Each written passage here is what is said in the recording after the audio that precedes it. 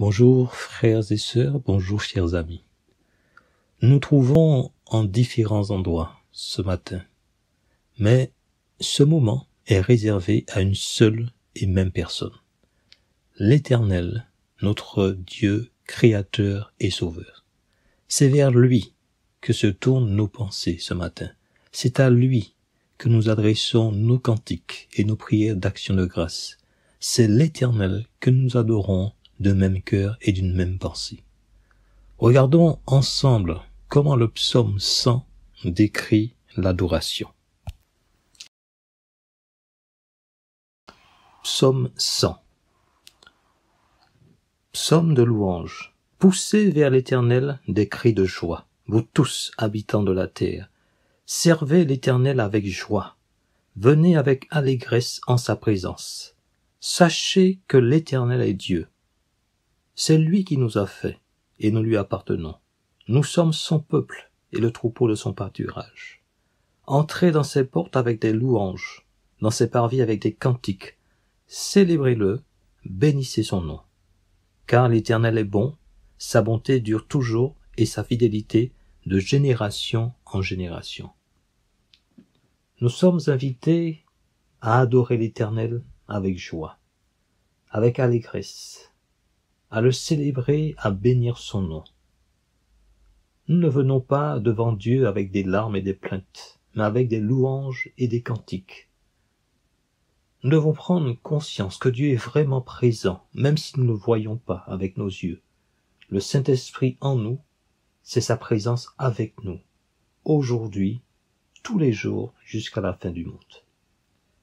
Les hommes cherchent avec frénésie l'origine de la vie. Le croyant, lui, sait par les Écritures et par la foi que c'est Dieu qui nous a fait. C'est lui qui est à l'origine de la vie. Il est le créateur de tout. Le croyant sait aussi, par les Écritures et par son expérience personnelle, que la naissance et la nouvelle naissance viennent toutes deux de Dieu. C'est par grâce que nous sommes sauvés. C'est par grâce que nous sommes des enfants de Dieu. Qu'est-ce qui nous pousse alors à louer le Seigneur avec autant d'allégresse? Le verset 5 résume en disant « Car l'Éternel est bon, sa bonté dure toujours et sa fidélité de génération en génération. » Chantons alors le cantique numéro 9 sur le recueil Chante à l'Éternel, c'est-à-dire le numéro 346 sur le J'aime l'Éternel, qui dit « Digne, ô digne es-tu Seigneur ».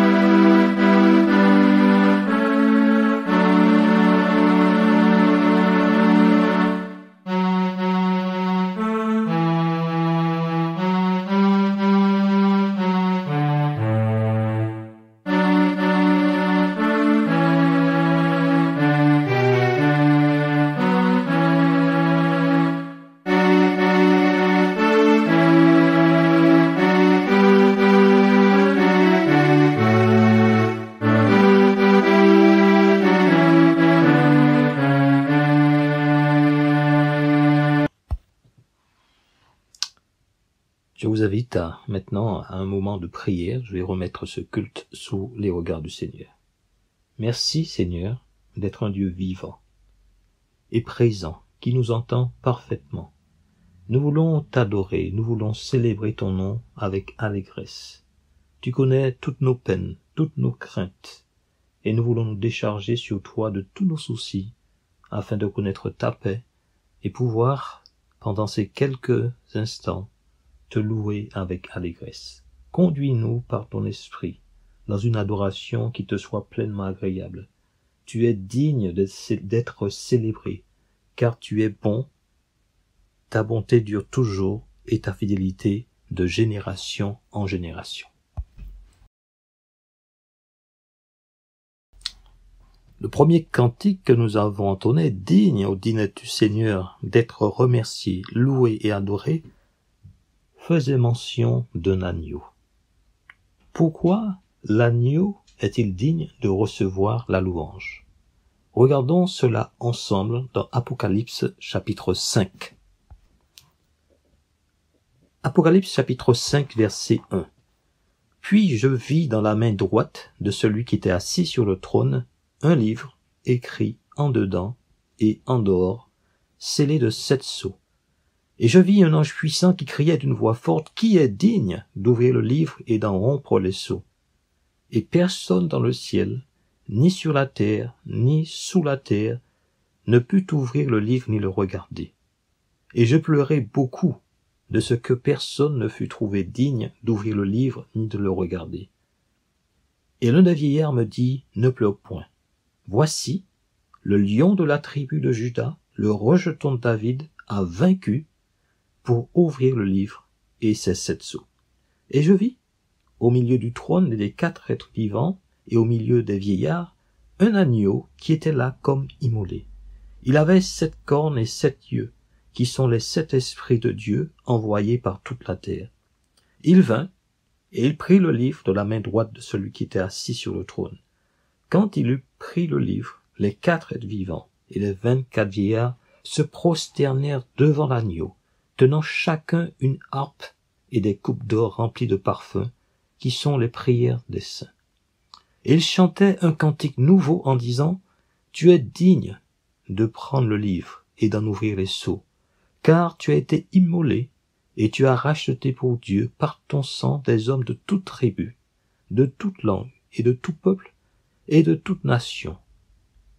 Tu as fait d'eux un royaume et des sacrificateurs pour notre Dieu, et ils régneront sur la terre. » Je regardai et j'entendis la voix de beaucoup d'anges autour du trône, des êtres vivants et des vieillards, et leur nombre était des myriades de myriades et des milliers de milliers. Ils disaient d'une voix forte, « L'agneau qui a été immolé est digne de recevoir la puissance, la richesse, la sagesse, la force, l'honneur, la gloire et la louange. Et toutes les créatures qui sont dans le ciel, sur la terre, sous la terre, sur la mer, et tous ceux qui s'y trouvent, je les entendis qui disaient, à celui qui est assis sur le trône et à l'agneau, soit la louange, l'honneur, la gloire et la force, au siècle des siècles. Et les 4 êtres vivants disaient, Amen, et les vieillards se prosternèrent et adorèrent. Le chapitre 4 d'Apocalypse est un peu le décor du chapitre 5. Et au verset 1 du chapitre 5, Jean voit dans la main droite de celui qui était assis sur le trône, le Dieu tout-puissant, le Dieu redoutable. Jean voit dans sa main droite un livre écrit en dedans et au dehors. Ce livre contient tous les desseins de Dieu en matière de jugement et de bénédiction. Mais ce livre est scellé. Et cela nous montre que les desseins de Dieu ne peuvent pas se réaliser tant que ce livre est scellé, tant que les sceaux ne sont pas brisés. Un ange pose cette question au verset 2. D'une voix forte, il crie, « Qui est digne d'ouvrir le livre et d'en rompre les sceaux ?» Quelle est cette personne spéciale qui peut s'approcher de Dieu, une personne sainte extraordinaire, remplie de qualités, qui peut s'approcher de Dieu, prendre le livre et ouvrir les sceaux? Et le verset 3 nous donne la réponse, et personne dans le ciel, ni sur la terre, ni sous la terre ne put ouvrir le livre, ni le regarder. Personne n'a été trouvé digne, et Jean va pleurer au verset 4, beaucoup, parce que personne n'a été trouvé digne d'ouvrir ce livre. Cela signifie pour lui que les desseins de Dieu ne peuvent pas se réaliser. Il n'y aura pas de justice, il n'y aura pas de salut si le livre n'est pas ouvert, et Jean pleure beaucoup. Mais voilà qu'au verset 6, au verset 5 plutôt, Jean a une révélation d'un des vieillards, une consolation. Et l'un des vieillards me dit, ne pleure point, voici le lion de la tribu de Juda, le rejeton de David, a vaincu pour ouvrir le livre et ses 7 sceaux. Le lion de la tribu de Juda, le rejeton de David. Et là, voilà, c'est lui qui peut ouvrir le livre et ses 7 sceaux parce qu'il a vaincu. C'est un lion victorieux qui est sorti d'une bataille. Alors Jean, au verset 6 et suivant, regarde. Et qu'est-ce qu'il voit? Non pas un agneau, mais un lion. C'est un agneau qui lui est annoncé, mais c'est un lion qui est annoncé à Jean, mais c'est un agneau qu'il voit. L'Apocalypse mélange les métaphores. Le lion et l'agneau, c'est la même personne. Et cet agneau est de plus, il est immolé. Un agneau sacrificiel. Et cet agneau détient un pouvoir parfait, un pouvoir royal parfait, puisqu'il a dit qu'il avait 7 cornes et 7 yeux, qui sont les 7 esprits de Dieu envoyés par toute la terre. Cet agneau, ce lion de Juda, c'est le Messie. C'est le Messie qui a le grand pouvoir. Il apparaît au centre même du trône. Lui seul pourra donc réaliser tous les desseins de Dieu. Il n'est pas étonnant, alors, que l'univers tout entier fasse monter un cantique nouveau à la gloire et à la louange de l'agneau. Un cantique qui parle de rédemption. À celui qui est assis sur le trône et à l'agneau, soit la louange, l'honneur, la gloire et la force au siècle des siècles. Et les 4 êtres vivants disaient Amen, et les vieillards se prosternèrent et adorèrent. Je vous propose maintenant 2 cantiques sur le recueil Les ailes de la foi. Le numéro 69, Jésus est notre ami suprême, oh quel amour. Le numéro 43, oui, je veux te bénir.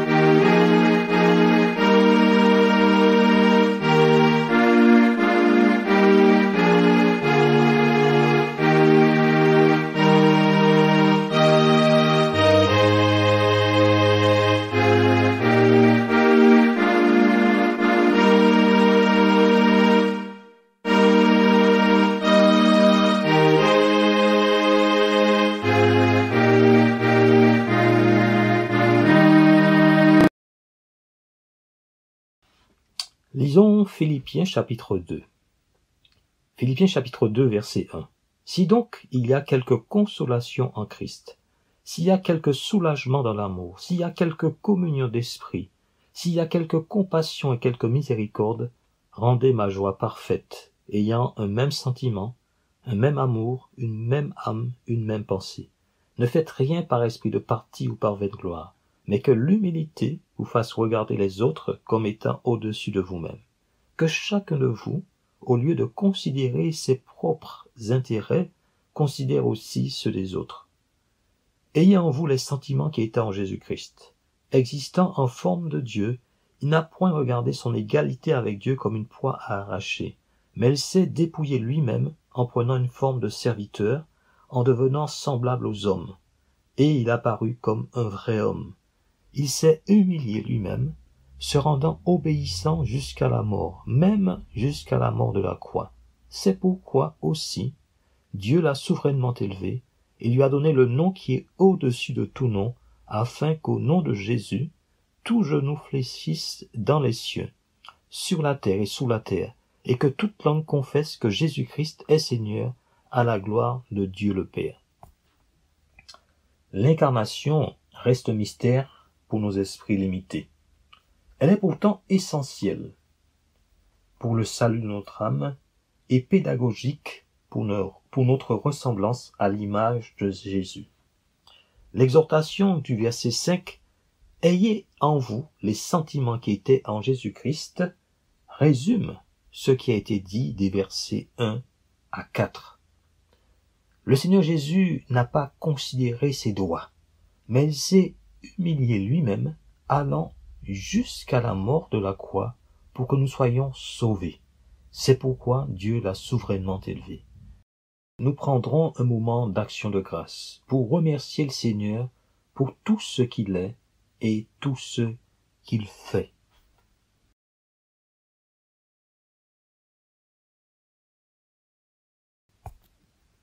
La prédication ce matin va être apportée par le frère Tony.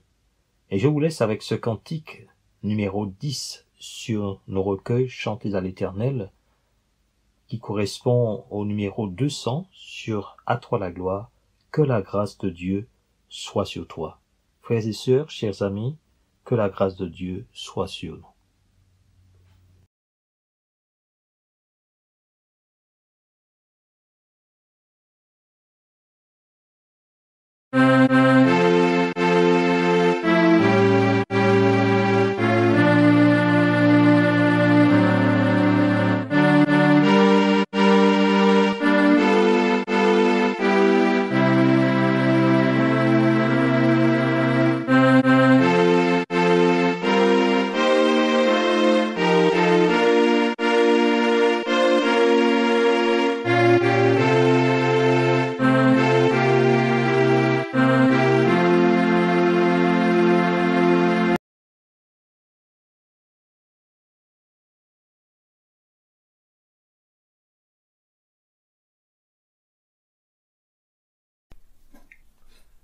Bonjour frères et sœurs, que la grâce et la paix de notre Seigneur soient avec chacun de vous.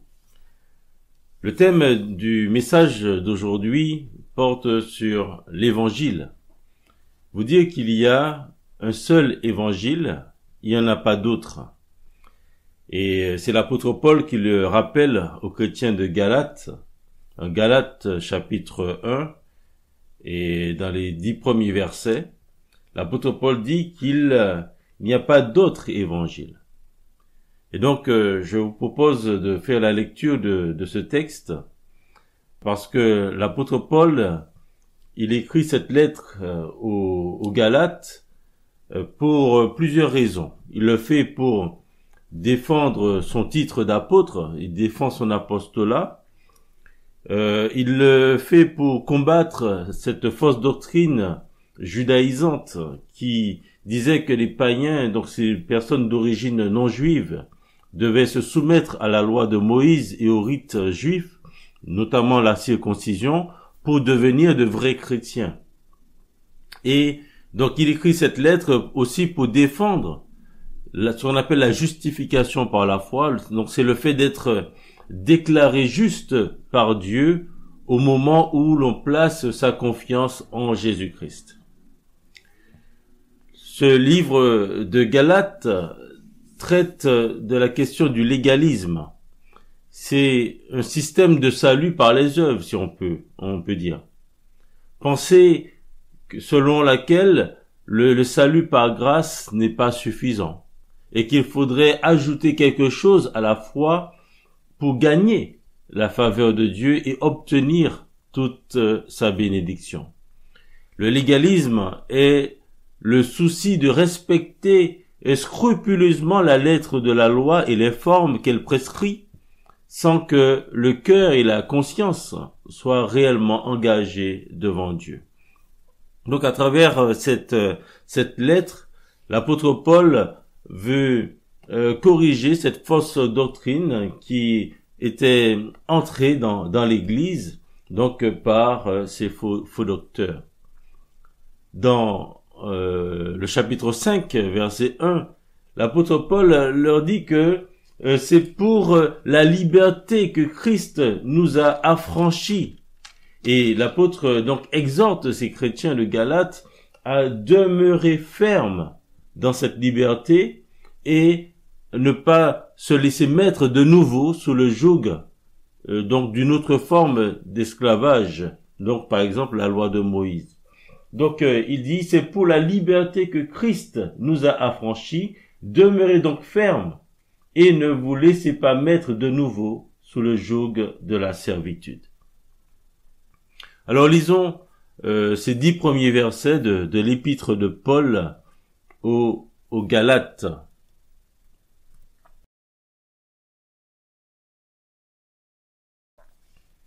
Paul, apôtre, non de la part des hommes ni par un homme, mais par Jésus-Christ et Dieu le Père qui l'a ressuscité des morts.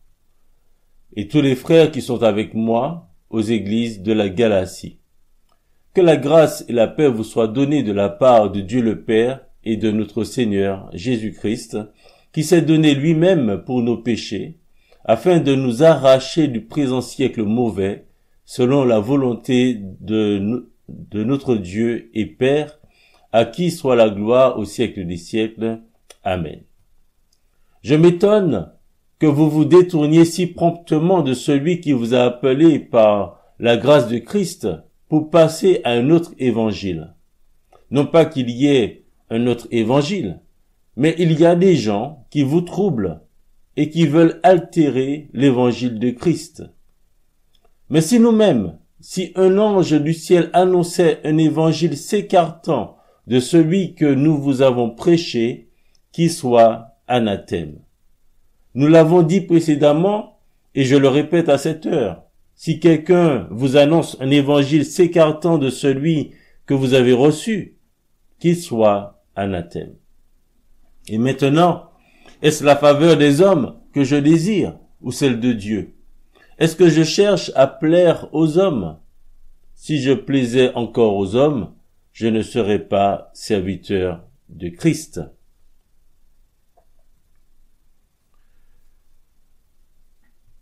Dans l'évangile de Jean, le Seigneur Jésus exhorte ses disciples à demeurer en lui. Il exhorte ses disciples dans Jean chapitre 15, verset 10, à rester attachés à lui. Il dit, si vous gardez mes commandements, vous demeurerez dans mon amour, de même que j'ai gardé les commandements de mon Père et que je demeure dans son amour. Donc, si l'on veut demeurer en Christ, si on veut rester attaché à Jésus-Christ, on doit rester attaché à l'évangile de Christ que nous avons reçu. Et l'apôtre Paul encourage ces chrétiens de Galates à rester attachés à l'évangile de Christ pour pouvoir justement rester attachés à Christ. Et nous allons voir 3 points par rapport à cela. Rester attaché à l'évangile de Christ parce qu'il vient de Dieu lui-même. Parce que l'œuvre accomplie par Jésus-Christ est suffisante, mais aussi parce qu'il n'y a pas d'autre évangile. Alors quel est l'évangile de Christ que nous avons reçu? Le texte de 1 Corinthiens chapitre 15, versets 1 à 4, l'apôtre Paul le précise dans 1 Corinthiens chapitre 15, versets 1 à 4, il dit « Je vous rappelle, frères, l'évangile que je vous ai enseigné, que vous avez reçu, dans lequel vous avez persévéré, et par lequel vous êtes sauvés, si vous le retenez dans les termes où je vous l'ai annoncé. Autrement, vous aurez cru en vain. Je vous ai enseigné avant tout, comme je l'avais aussi reçu, que Christ est mort pour nos péchés, selon les Écritures. Il a été enseveli, et il est ressuscité le 3e jour, selon les Écritures. » Voilà. Et il est apparu, il est dit, à Céphas, et puis aux 12, et après à l'apôtre Paul. Donc, cet évangile que nous avons reçu dit que Jésus-Christ est mort pour nos péchés. Il a été enseveli, il est ressuscité, et que ceux qui croient en lui ont la vie éternelle. Donc, oui, en croyant en Jésus-Christ, nous avons le pardon de nos péchés, nous avons la vie éternelle. Et nous trouvons pour notre vie présente aussi la liberté. Donc, oui, nous devons rester attachés à cet évangile, la grâce seule, la foi seule, n'est-ce pas? Le Seigneur, on est sauvé par grâce et par le moyen de la foi. Alors, restons attachés à l'évangile de Christ que nous avons reçu parce qu'il vient de Dieu lui-même. Et cela, c'est dans les 2 premiers versets que je vais souligner ce premier point. Puisque pour faciliter l'introduction de leur enseignement dans l'Église, les faux docteurs, au fait, remettaient en cause l'autorité de celui qui avait apporté l'évangile de Christ, c'est-à-dire l'apôtre Paul. Et donc, ce que Paul a annoncé à Corinthe et qu'on a lu, il l'a fait aussi en Galatie. Et partout où il est allé, sans modifier d'un iota cette bonne nouvelle, c'est cette bonne nouvelle qu'il annonçait partout où il allait. Et non seulement lui, mais les autres apôtres également annonçaient cet évangile, car l'évangile qu'ils annonçaient venait de Dieu. C'était pas un évangile, chacun n'avait pas son évangile. C'était le même évangile qu'ils annonçaient parce que c'était l'évangile qu'ils avaient tous reçu de Dieu. Donc remettre en cause le message de Paul revenait à douter de la parole de Dieu. Et donc ces faux docteurs remettaient en cause l'enseignement de l'apôtre Paul.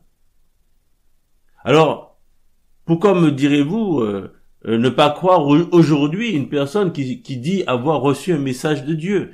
Un message, pourquoi ne pas croire une personne qui se dit ou se déclare apôtre?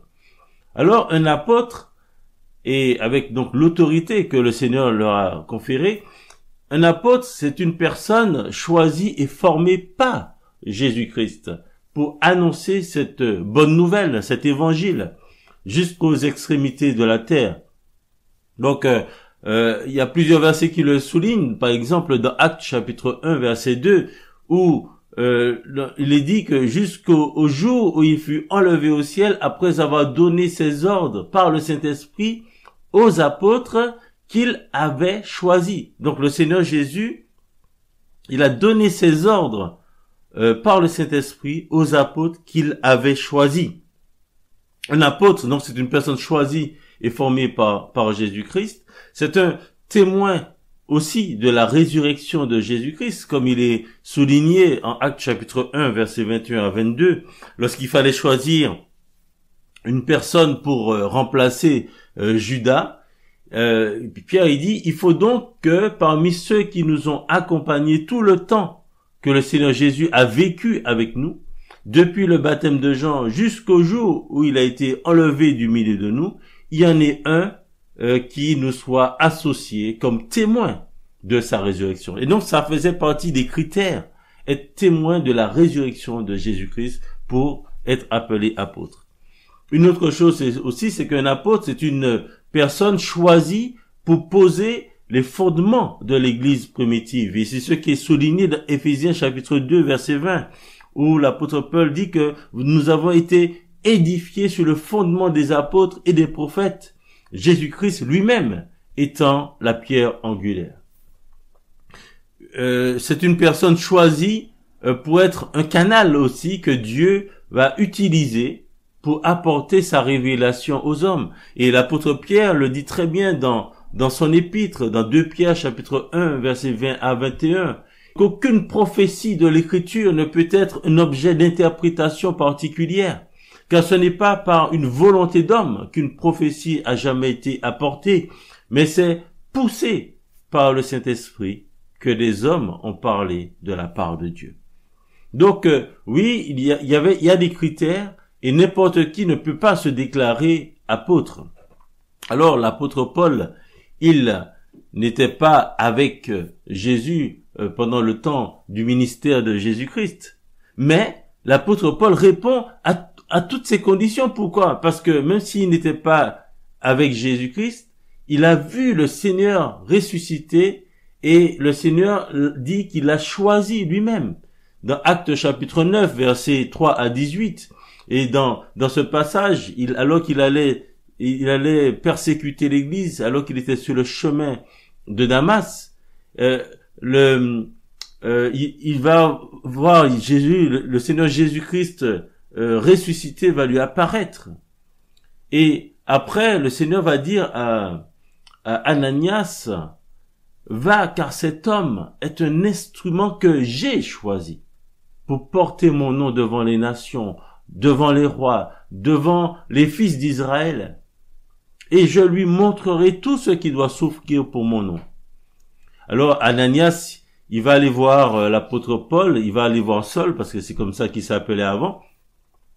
Il imposa les mains à Saul en disant, Saul, mon frère, le Seigneur Jésus qui t'est apparu sur le chemin par lequel tu venais, m'a envoyé pour que tu recouvres la vue et que tu sois rempli du Saint-Esprit. Donc, oui, l'apôtre Paul a vu Jésus-Christ ressuscité.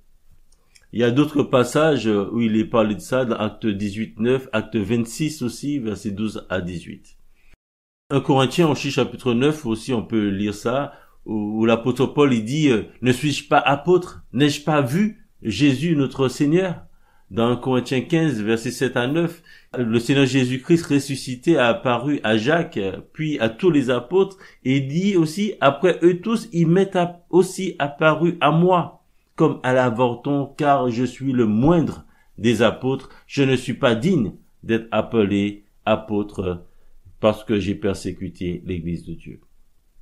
Oui, donc, le Seigneur, l'apôtre Paul a vu le Seigneur Jésus-Christ ressuscité. Il a fondé des églises aussi lors de ses voyages missionnaires. Il dit aux Corinthiens que oui, qu'il a posé le fondement comme un sage architecte et un autre bâti dessus. Voilà, parce que c'est lui qui a fondé cette église. Il a fondé beaucoup d'églises. Il a écrit aussi la révélation de Dieu. Dans 2 Pierre chapitre 3 verset 15, l'apôtre Pierre, parle des écrits de l'apôtre Paul. Il dit, croyez que la patience de notre Seigneur est votre salut, comme notre bien-aimé frère Paul vous l'a aussi écrit selon la sagesse qui lui a été donnée. C'est ce qu'il fait dans toutes les lettres où il parle de ces choses, dans lesquelles il y a des points difficiles à comprendre, dont les personnes ignorantes et mal affermies tordent le sens, comme celui des autres écritures pour leur propre ruine. Donc, l'apôtre Pierre met sur le même pied d'égalité les écrits de l'apôtre Paul et les autres écritures. Donc, oui, l'apôtre Paul a été un instrument que Dieu a choisi pour écrire sa parole. Donc,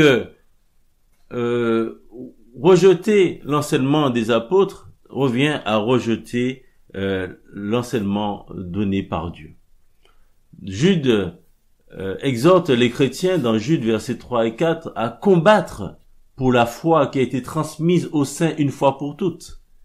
Parce qu'il dit qu'il s'est glissé parmi vous certains hommes dont la condamnation est écrite depuis longtemps. des impies qui changent la grâce de notre Dieu en dérèglement et qui renient notre seul Maître et Seigneur Jésus-Christ. Donc la foi qui a été transmise une fois pour toutes, c'est la parole de Dieu, écrite par ses apôtres et ses prophètes.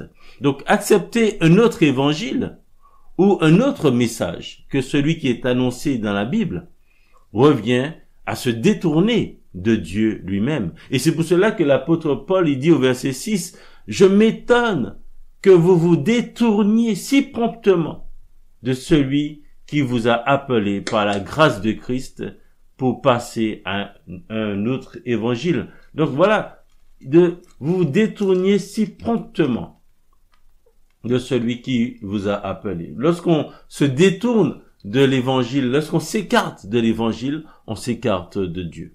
Donc oui, frères et sœurs, restons attachés à l'évangile de Christ, parce que l'œuvre accomplie par Jésus-Christ est suffisante. Dans les versets 3 à 5, et j'aimerais bien qu'on relise ces versets, il dit que la grâce et la paix vous soient données de la part de Dieu le Père et de notre Seigneur Jésus-Christ, qui s'est donné lui-même pour nos péchés, afin de nous arracher du présent siècle mauvais, selon la volonté de notre Dieu et Père. Oui, restons attachés à l'évangile de Christ que nous avons reçu, parce que l'œuvre accomplie par Jésus-Christ est suffisante. Il n'y a rien à ajouter. Et ce qu'on peut souligner, c'est que Jésus, le Seigneur Jésus, est associé à Dieu le Père. Il y a un ordre qui est donné. Il est dit au verset 1, Jésus-Christ, il parle de Jésus-Christ et Dieu le Père. Il dit de la part de Dieu le Père et de notre Seigneur Jésus-Christ. Donc l'apôtre Paul, au niveau de l'ordre, il inverse, que ce soit Dieu le Père ou Jésus-Christ ou Dieu le Père, c'est pareil. Jésus est uni avec le Père. Il est Dieu le Fils qui a la même nature que Dieu le Père. Donc, plusieurs versets soulignent cette égalité, l'unité qu'il y a entre le Père et le Fils. Dans Matthieu chapitre 11, verset 27, il dit « Toutes choses m'ont été données par mon Père, et personne ne connaît le Fils, si ce n'est le Père, et personne non plus ne connaît le Père, si ce n'est le Fils, et celui à qui le Fils veut le révéler. » Dans plusieurs passages, le Seigneur affirme clairement son égalité avec le Père dans Jean chapitre 5, versets 17 à 22, dans Jean chapitre 10, versets 29 à 33, dans Jean chapitre 17, où il parle de la gloire qu'il avait auprès du Père avant que le monde soit. Oui, notre Seigneur, il est le souverain, il est le Seigneur, il est le Sauveur. Et donc, dans son titre, et quand on dit le Seigneur Jésus-Christ, on parle de Jésus qui est le souverain, on parle de Jésus qui est le Sauveur, c'est ce que signifie son nom. Il est le Messie, celui qui était attendu par le peuple d'Israël et que Dieu avait promis qu'il allait envoyer. Donc, oui, le Seigneur Jésus-Christ est digne de recevoir l'adoration, de recevoir la louange, de recevoir l'honneur, parce que il est Dieu. Lorsque il a guéri cet aveugle né dans Jean chapitre 9, à la fin, il va retrouver cette personne, et dans Jean chapitre 9, verset 35 à 38, lorsque Jésus va le retrouver, il va lui dire, mais crois-tu au Fils de Dieu? Alors cette personne va dire, et qui est-il, Seigneur, afin que je croie en lui? Et le Seigneur lui dit, tu l'as vu, lui dit Jésus, et celui qui te parle, c'est lui. Et il dit, je crois, Seigneur, et il l'adora. Je crois, Seigneur, et il l'adora. C'est-à-dire que, oui, c'est Jésus, c'est en lui qu'il faut mettre notre confiance pour être sauvé. Et c'est lui aussi que nous devons adorer. Nous devons l'honorer comme on honore le Père. Donc, dans les versets 3 à 4, l'apôtre Paul parle de l'œuvre de Jésus-Christ. Il dit que le Seigneur Jésus-Christ s'est sacrifié volontairement. il dit qu'il s'est donné lui-même.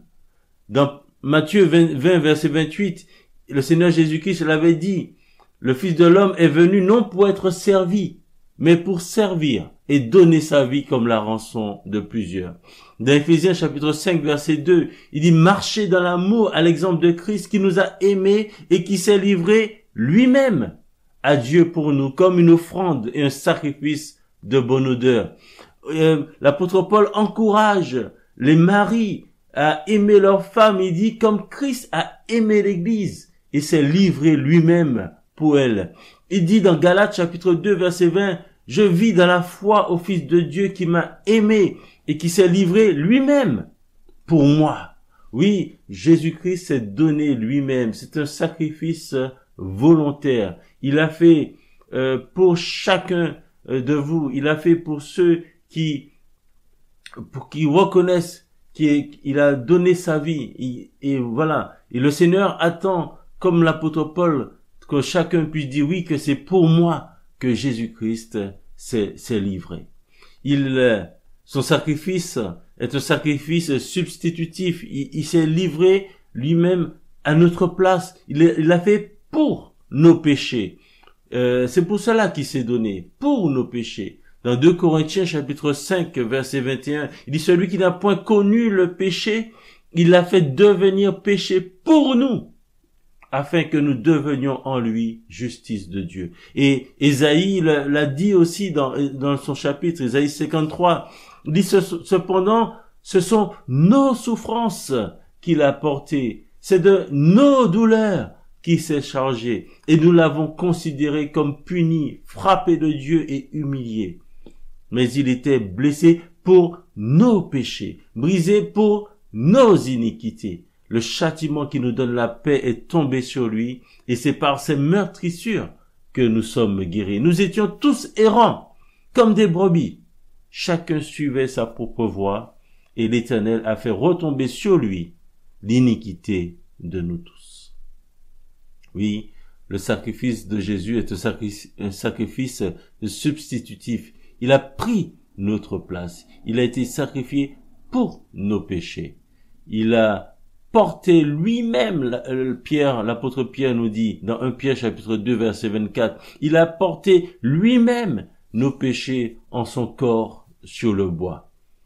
Oui, le Seigneur Jésus-Christ s'est sacrifié pour nous arracher, pour nous délivrer du présent siècle mauvais. C'est ce que l'apôtre Paul souligne au verset 4, à la troisième partie du verset 4, comme il est aussi souligné dans Colossiens chapitre 1, que le Seigneur, Dieu nous a délivrés de la puissance des ténèbres. Il nous a transportés dans le royaume de son Fils bien-aimé. Oui, le Seigneur Jésus-Christ, il s'est sacrifié pour nous arracher, pour nous délivrer de ce présent siècle mauvais. Il l'a fait aussi pour accomplir la volonté de son Père.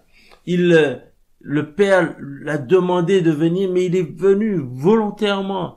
Matthieu chapitre 26, à chaque fois, il souligne sa soumission au Père. Il veut accomplir parfaitement ce que son Père lui demande. Dans Matthieu 26, il dit, non pas ce que je veux, mais ce que tu veux. Il dit que ta volonté soit faite. Dans Jean chapitre 6, versets 38 à 40, tous ceux que le Père me donne viendront à moi. Et je ne mettrai pas dehors celui qui vient à moi, car je suis descendu du ciel pour faire non ma volonté, mais la volonté de celui qui m'a envoyé. Or, la volonté de celui qui m'a envoyé, c'est que je ne perde aucun de tous ceux qu'il m'a donnés, mais que je les ressuscite au dernier jour. La volonté de mon Père, c'est que quiconque voit le Fils et croit en lui ait la vie éternelle, et je le ressusciterai au dernier jour. Donc Jésus-Christ est venu, Jésus-Christ s'est sacrifié pour accomplir la volonté de son Père. La volonté de Dieu, le Père, donc, était de retirer de ce siècle mauvais ceux qui croient en Jésus-Christ. Donc seule l'œuvre de Christ à la croix de Golgotha était en mesure de satisfaire les saintes exigences de Dieu envers nos péchés. Donc Dieu a montré qu'il a agréé parfaitement le sacrifice de Jésus en le ressuscitant des morts. Comme il est précisé dans Éphésiens, il a déployé sa puissance en le ressuscitant des morts. Il l'a fait asseoir à sa droite. Le Seigneur a agréé le sacrifice de Jésus en l'élevant souverainement et en lui donnant le nom qui est au-dessus de tout nom, afin qu'au nom de Jésus, tout genou fléchisse dans les cieux, sur la terre et sous la terre, comme il est dit en Philippiens chapitre 2, verset 9. Le Seigneur l'a couronné de gloire et d'honneur à cause de la mort qu'il a soufferte, nous dit Hébreux chapitre 2, verset 9. Il a fait asseoir à sa droite, place d'honneur, n'est-ce pas? Oui, restons attachés à l'évangile parce que l'œuvre accomplie par Jésus-Christ est toute suffisante. Le Seigneur a tout fait et il n'y a rien d'autre à ajouter. Et le Seigneur nous dit que si on croit que c'est pour nous qu'il a donné sa vie, nous avons la vie éternelle.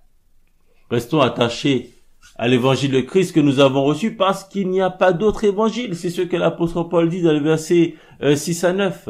Ceux qui annoncent un autre évangile, ce sont des faux docteurs. Ce sont des faux enseignants.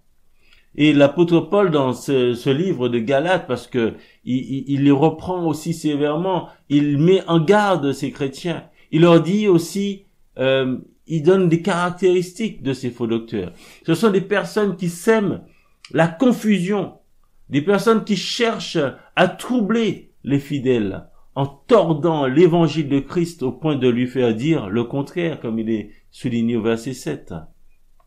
Donc, ce sont des personnes qui recherchent la faveur des hommes et la popularité en se conformant aux opinions des autres.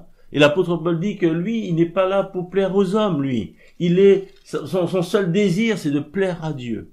Mais ces faux docteurs, eux, ils font attention à l'opinion des uns et des autres.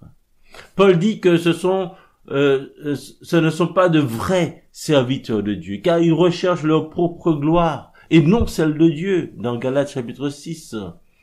Et pour arriver à leur fin, ils cherchent à discréditer l'apôtre Paul pour mieux asseoir leur autorité. Paul dit aussi de ces gens-là que de ces faux frères, dans Galates chapitre 2, verset 4, qui s'introduisent, il dit secrètement, parmi les chrétiens pour épier la liberté que nous avons en Jésus-Christ. Au chapitre 5, il dit ces gens-là cherchent à maintenir l'autre sous le joug de la servitude. Ils aiment semer le trouble parmi les chrétiens. Et il dit que ces gens-là, ils vivent selon la chair et non selon l'esprit. Et cherchent leur propre gloire en provoquant les uns et les autres et en portant envie les uns aux autres. Ouais. Et il dit, voilà, qu'ils soient maudits ceux qui altèrent l'évangile de Jésus-Christ. L'apôtre Paul ne prend pas de gants, n'est-ce pas, au verset 8 et verset 9. Voilà, qu'ils soient anathèmes, qu'ils soient maudits ceux qui annoncent un autre évangile, ceux qui altèrent l'évangile de Jésus-Christ. Frères et sœurs, le danger pour nous est de ressembler aux chrétiens de Galate. Nous pouvons nous priver de la grâce de Dieu en retournant à un système légaliste qui nous enlèverait la liberté acquise par Christ. Nous faisons attention de ne pas nous détourner de celui qui nous a appelés à son admirable lumière pour devenir esclaves d'un homme ou d'une religion ou de quoi que ce soit. Car se détourner de l'évangile de Christ, c'est abandonner Dieu. Celui qui nous a appelés par la grâce de Christ. Il n'y a qu'un seul évangile, celui que vous avez entendu, celui que vous avez cru, et grâce auquel vous avez été scellés du Saint-Esprit qui avait été promis. C'est ce que l'apôtre Paul dit aux Éphésiens, dans Éphésiens chapitre 1, verset 13. En lui, vous aussi, après avoir entendu la parole de la vérité, l'évangile de votre salut, en lui vous avez cru, et vous avez été scellés du Saint-Esprit qui avait été promis. Il dit lequel est un gage de notre héritage. dans 1 Corinthiens chapitre 15, verset 1 à 4. Je veux qu'on relise ce verset. Il dit, je vous rappelle, frères, l'évangile que je vous ai annoncé, que vous avez reçu, pour lequel vous avez persévéré, et par lequel vous êtes sauvés, si vous le retenez dans les termes où je vous l'ai annoncé. Donc il faut pas l'altérer, il faut le garder dans les termes annoncés. Autrement, vous auriez cru en vain. Je vous ai enseigné avant tout, comme je l'avais aussi reçu, que Christ est mort pour nos péchés, selon les Écritures. Il a été enseveli et il est ressuscité le troisième jour, selon les Écritures. Donc il est mort, il est ressuscité, il est à la droite du Père et il sauve tous ceux qui viennent à lui, tous ceux qui croient que son sacrifice est tout suffisant. Donc oui, frères et sœurs, restons attachés à l'évangile de Christ que nous avons reçu, parce qu'il vient de Dieu lui-même. Et le Seigneur a choisi les apôtres qui allaient donner sa parole. Parce que l'œuvre accomplie par Jésus-Christ, elle est suffisante. Mais aussi parce qu'il n'y a pas d'autre évangile. Donc oui, frères et sœurs, restons attachés à l'évangile de Christ que nous avons reçu si nous voulons demeurer en Christ. À Dieu seul soit la gloire au siècle des siècles. Que le nom du Seigneur soit béni. Amen.